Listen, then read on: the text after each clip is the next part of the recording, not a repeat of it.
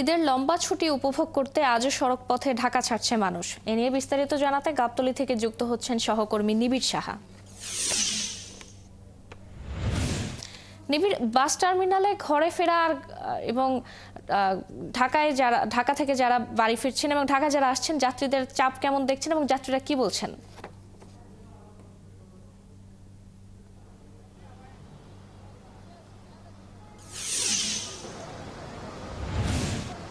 ফারজানা, আমি সকাল থেকে যে গাবতলী এবং টেকনিক্যাল বাস টার্মিনালে ঘুরেছি এবং যেসব বাস আসছে সাথে যেসব বাস ঢাকা ছাড়ছে সেগুলো কিন্তু আমি লক্ষ্য করেছি এবং যেমনটি দেখেছি যে আজকে কিন্তু ঢাকা থেকে বাড়ি ফেরা মানুষের সংখ্যার তুলনায় কিন্তু ঢাকায় যারা ফিরছেন সেই সংখ্যা কিন্তু অধিক বেশি।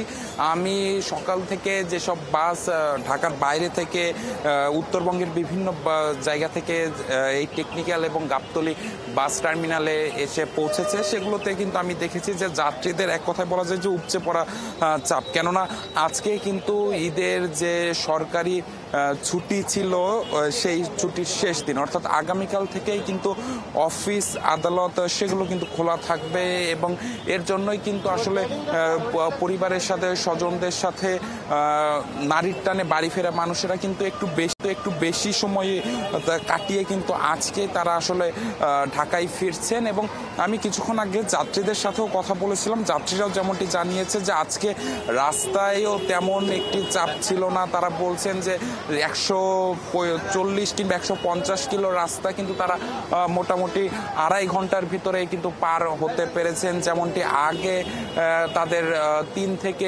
3 ঘন্টার উপরে কিংবা 5 ঘন্টা লেগে যেত সেটি কিন্তু এখন তারা বলছেন যে আসলে অনেকটাই কিন্তু কম সময়ের ভিতরে কিন্তু তারা চলে আসতে পেরেছেন। এবং যাত্রীরা বলছেন যে আসলে যে রাস্তায় ভোগান্তির যে চিত্র সেটি কিন্তু এবার যাত্রাপথেও তারা পাননি। পাশাপাশি যে আজকে ঢাকায় ফিরছেন এবং তারা বলছেন যে আজকেও কিন্তু আসলে ভোগান্তির কোনো ছাপ ছিল না, অনেকটা আরামদায়কভাবেই অনায়াসেই তারা সকালবেলা চলে আসতে পেরেছেন। আমি পরিবহন সংশ্লিষ্টদের সাথেও কথা বলেছিলাম, তারা বলছেন যে গতকাল সকালে কিন্তু আসলে চাপ ছিল না, গতকাল চাপ তৈরি হয় বিকেলে।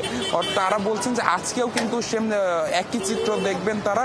সকালে যাত্রী চাপ যেমনটি দেখছেন, তারপর কিন্তু আসলে সময় যাওয়ার সাথে সাথে কিন্তু যেহেতু আজকেই ছুটি শেষ এবং আগামীকাল থেকে অফিস আদালত খোলা থাকবে এবং কর্মদিবস শুরু হবে, সেক্ষেত্রে কিন্তু তারা বলছেন যে আসলে আজকে কিন্তু বিকেল নাগাদ কিংবা দুপুরের পর থেকে কিন্তু যাত্রীদের যে চাপ সেটি কিন্তু বাড়তে থাকবে এবং তারা আশা করছেন যে অনেকটা অনায়াসেই কিন্তু এই যে ঢাকার বাইরে যারা গিয়েছিলেন ঈদ উদযাপন করতে তারা কিন্তু অনেকটা অনায়াসেই ঢাকায় ফিরতে পারবেন, কর্মক্ষেত্রে ফিরতে পারবেন। তো সবকিছু মিলিয়ে এই ছিল আমার কাছে থাকা সবশেষ খবর। ফারজানা।